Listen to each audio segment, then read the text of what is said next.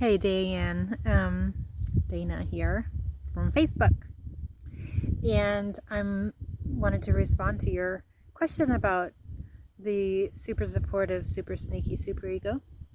Um, well,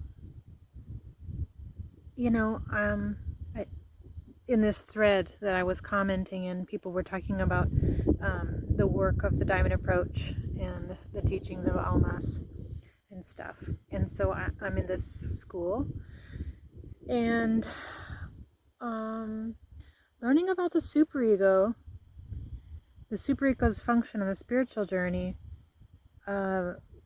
was the linchpin. It was the magical trick of that the Diamond Approach had for me. My own guidance system and journey had taught me a lot, but it was so important for me to realize what was happening and what I was taking myself to be.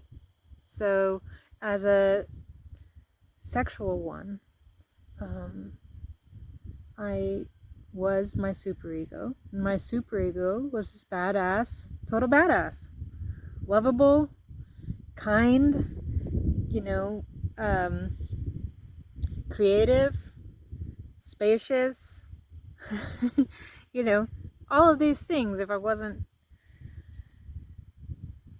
stuck in a trigger is usually around customer service and stuff like that.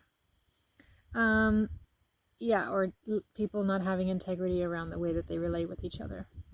So my superego is this really awesome guy, so to speak. And so I guess I'll tell the story of how I realized it. In one of my early retreats of the Diamond Approach, I encountered one of the first of the non-dual dimensions. Loving light is one of the things that we call living daylight. But it's the same thing as in Christianity, I think, what they call Christ light, maybe, and things like that. So it's a lot like this daylight that's getting me right now. And it came along through my inquiry and taught me all kinds of stuff about the simplicity of the love that pervades everything. The simple, sweet everywhereness of love. And a lot of my parts of my personality weren't ready to accept that or embrace that or appreciate that. So I kind of got an x-ray of the parts of my personality that don't even appreciate love, that knows itself as love, the actual pure form of love that doesn't have any of the bittersweet of egoic sentimentality and attachments.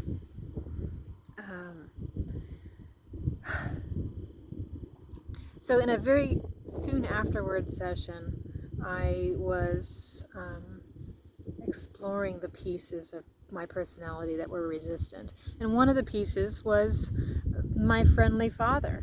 And what he had said when the loving light came and was threatening to overtake me with its super sweet, pure love, was, okay, wait, this is definitely a good thing, and it would be wise for you to just step back before you go in, because you should know by now that when you go into non-dual state and come back out again, you are going to have this expectation that you can get back there. So you need to be completely purified before you allow yourself to have this experience, so that when you come out, you don't suffer at all. And that seemed like wise advice, and I took it. So in the inquiry where the loving light had come through, a cloud passed over the sun like love, and I was fine with that. So I was inquiring about the different pieces that resisted, including this one that felt like the loving parent. And then in the subsequent inquiry, I was experiencing myself as embarking on a journey into a canyon, the bottom of a canyon, walking toward the bottom of the canyon, into a crevice or whatever that was gonna turn around a bend, and the to unknown destination, an adventure, personal adventure, solo. And there was this sense of this helper, loving paternal helper, the loving father that I never had in real life, the good father. And he was counseling me, that he really knew that he was really proud of me, that I do this kind of work. And, he doesn't know anybody who's so serious about this kind of stuff and so good at it and that kind of thing. That's like his tone, is just cherishing and encouraging, but also be safe. So his advice was, okay, if you want to do this today, go ahead, but please be safe. And my teacher was able to help me feel that texture, that sense of an other that is asking me to be safe while embarking on my inner journey. And I started to sense, wait a minute, the function of this voice here is to leave me with the sense that there's danger. There is danger on the path, and that there's someone waiting for me here in the familiar that doesn't want me to get lost or hurt or something like that. So when I caught on to the function of that voice, wait a minute, this is the same guy. This is the superego that doesn't want me to go into the unknown. Then I started to kind of defend, okay, thank you, superego, you really do care about me, but it wasn't quite working. I was still stuck a little bit enmeshed with this sense of the other, and I felt reluctant to leave him, and I still felt that kind of almost flirty, okay, Dad, it wasn't really Dad, but it was this feeling of, yeah, while I was trying to get away. And then just as I had, so to speak, walked 200 feet away or something like that, and was about to turn, he's like, don't forget your keys! The only function of that, there's no keys, this is the world of my inquiry.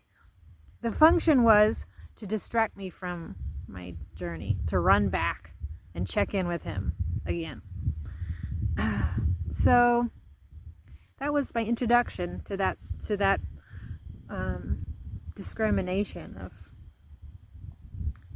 And in other moments when I have encountered non-dual or began to be subsumed by some non-dual dimension of experience, the first thing that I've noticed is he disappears.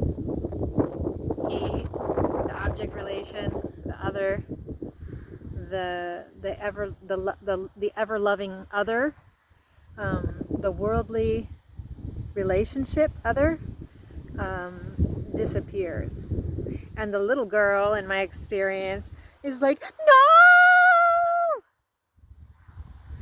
So it's like the last frontier of selfhood, this, in my experience, this object relation. And I think that, if you read Almas, or if you're in the work, you would find that that's pretty consistent, though it's usually experienced as the mother. Maybe I will experience it that way in another future time. And now I find that my superego is more ambient. For the most part, my superego experience is just like, it's as if the air is like,